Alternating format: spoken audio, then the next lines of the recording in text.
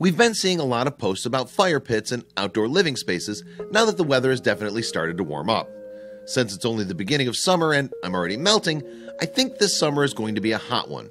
With a nice hot summer, there comes a lot of outdoor entertainment along with relaxing under the cool summer nights. So it's not really bad at all.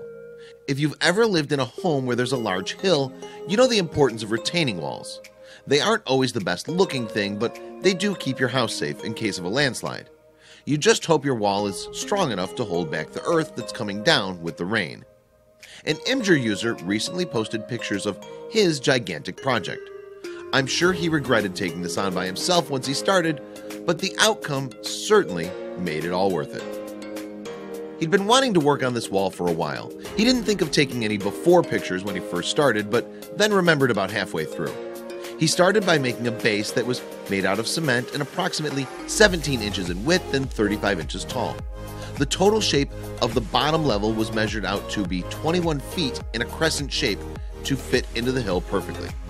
He reinforced everything with cement because the wall had to be extremely strong.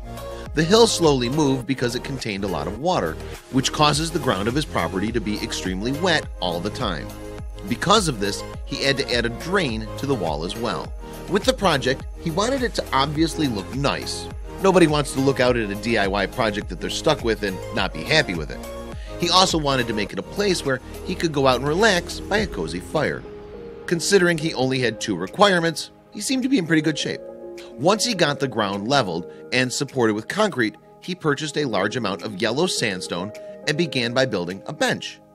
He reinforced the bench with concrete. During this process, he also added some electrical pipe so he could install more lights later on down the road. So far, this is what the bench looks like from his house. Now, you can see why it would be an eyesore if the project didn't work out. I hope he spoke with his local inspectors to make sure everything was up to code. I might be a little nervous if I was that house above his property.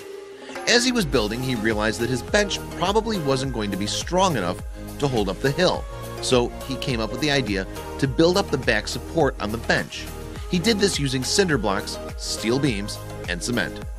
He continued to add more cement and more rebar to make sure everything was as strong as it possibly could be. There was a lot of cement involved in this project.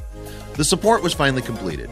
You could see that he ended up building up the back support quite a bit to fit well into the hill, giving it as much support as possible.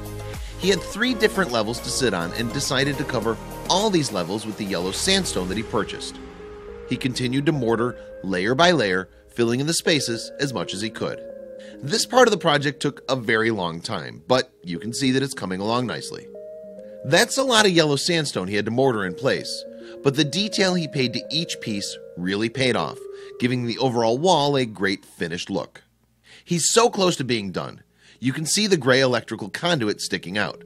That's great that he planned ahead with the electrical so he wasn't stuck drilling through all the concrete or digging through the hill.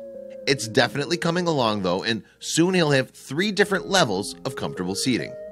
You can already tell this will be a great place to relax and enjoy spending time with your loved ones. The bench has finally been completed and it looks really great. He even placed sandstone on the top parts of the bench to give it a more finished look.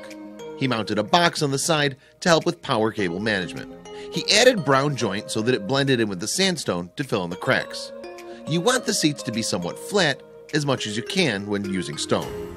He saw that there was some raw space at the bottom of the bench and he decided he didn't like that and he wanted to fix it. So he laid out rocks to outline his design. To level the ground, he started digging. He pulled up the grass and rock that were there, creating a flat surface for his idea. Once it was level, he added a new base using stones and made sure it was level. This is the beginning of the much-awaited fireplace. The project wouldn't be complete without this. He wanted to make sure that the ground was level where his fireplace would go, or else that could be a pretty terrible design. Once the fireplace was set, it was time to start using concrete and stone to create a floor that he was happy with. This would also fill in the small gap between the bench and the ground. Here's another tedious task. Lots and lots of fitting and gluing rocks to create the best floor he possibly could. He finally finished the project and it looks great. At a later time, he'll work on adding the electrical so we can have lights rather than tiki torches. But the tiki torches are a nice touch. I think I'd keep them and add the lighting so there's plenty of options depending on the mood. he filled the fireplace with stone and covered the edges with cement. This looks like a great place to relax, and considering how much concrete he used on the project, I don't think the wall will be moving anytime soon. It's great that he was able to build this himself, and since it's right in his backyard, he can go back there and enjoy it at any time.